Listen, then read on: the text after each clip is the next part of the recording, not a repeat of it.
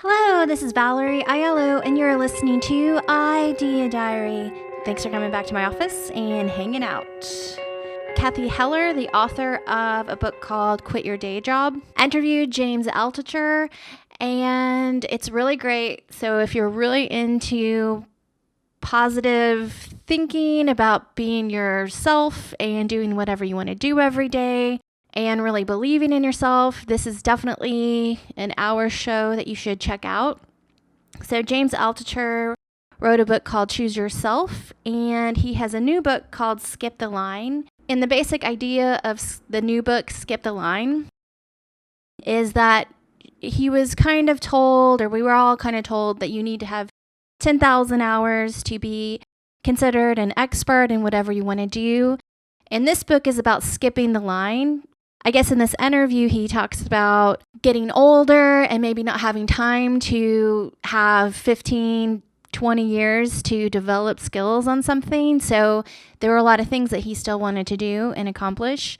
So he wanted to skip the line. One of the things that he worked on was comedy and stand-up. I don't know if you would consider James Altucher a comedian, a famous comedian of some sorts, but he's definitely a comedian at a level that he can be booked for a show, he can be booked for a whole hour, he can be entertaining on some level, and the club owners will ask him back and he can sell tickets. I'm not sure how many shows he does every year or how famous he is or isn't as a comedian, but he definitely does it. I get his newsletter and I will read it occasionally, not all the time. The thing that I like about him is that he's lost major money 4 times. He's lost everything. He kind of started becoming successful in the 90s during the dot-com phase, and he did a lot of different types of companies, I guess. But really, he's an idea guy, which I really gravitate to and I love. He does something where he starts his day every morning writing down 10 ideas. Any ideas, whatever it is, especially if it's ideas for other people. And he will take those ideas to the next level and actually write somebody, no matter how famous they are. Obviously, he's becoming a lot more well-known in the world, so getting a random idea email from James Altucher probably isn't weird. No matter how big or famous you are, you're going to respond to it because he's just had successful idea after successful idea. And even if you didn't know who he was, you could easily research it and figure out that he's kind of really smart guy that has accomplished tons of stuff. So you wouldn't feel weird writing him back or accepting his ideas because he's really for giving away ideas. When you have 1,000 ideas all the time, every day, it doesn't really matter if you give some away because you're not going to do all your ideas. And I really like that. I know in the beginning process for me for starting to create my own products and create my own ideas, I was worried naturally, like most people are, to have my ideas stolen. But after time and time again of having ideas stolen and maybe not getting your full credit or whatever it is that happens, really the important part is making stuff and having the experience and learning from it and making more stuff and failing and being successful and all the things in between. It's all important. And the most important part is to try things and not give up. So James had a really successful podcast.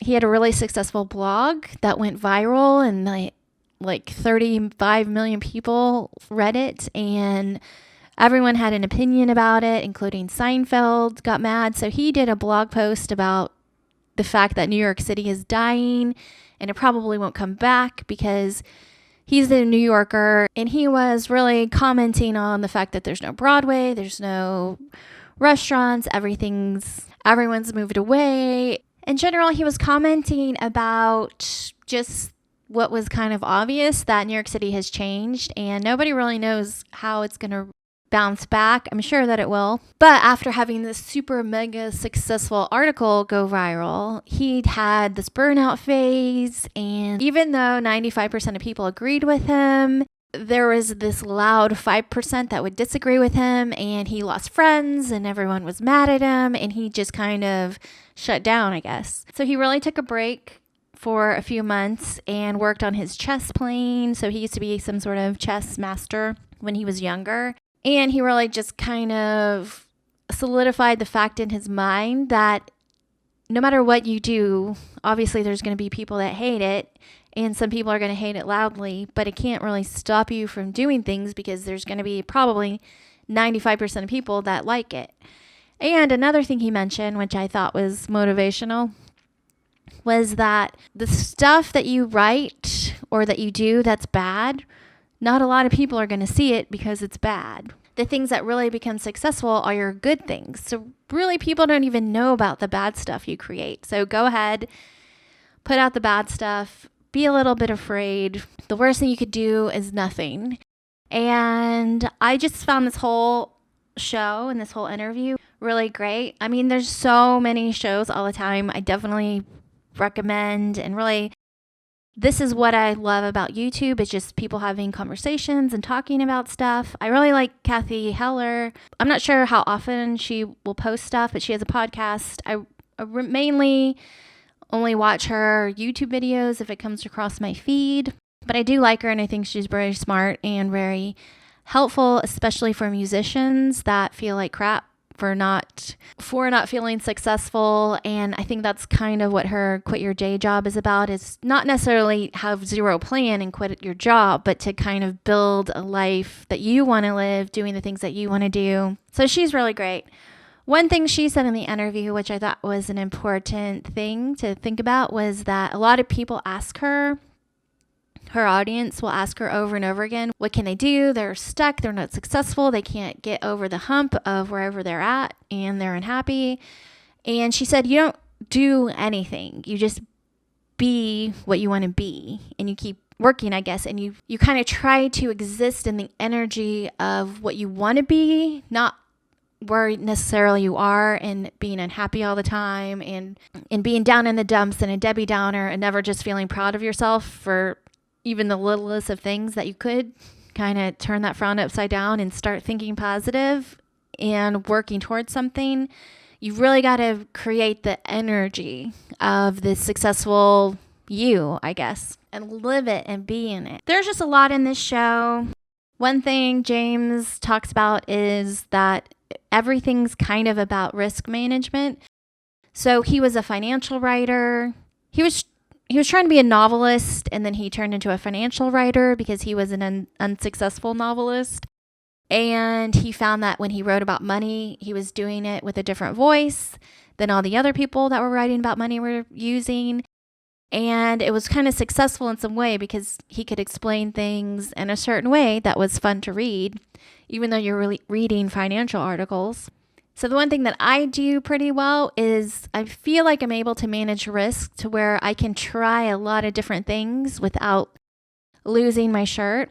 But at the same time, you can manage risk to the point where you don't actually do the thing that you want to do and you're too safe. So I feel like the managing risk aspect is a really important tool when you're trying to become and be who you want to be and do all the things that you want to try and just being the star of your own movie and writing that script and creating the life that you want. I feel like managing risk is maybe something people don't talk about a lot. It is really important. And even if you haven't had much success, but you've been able to try a lot of things and learn and develop some skills and learn what you want to do and what you don't want to do, because that's a big thing when you're managing risk. Sometimes something sounds so fun and you would just love to do it and it sounds amazing, and then you get into the spot where you're there and you're doing it and you realize, oh, this kind of sucks. This really isn't for me. So being able to have an exit strategy for whatever you're doing, having low risk, being able to be flexible and be able to pivot is so important to develop your own business of being you.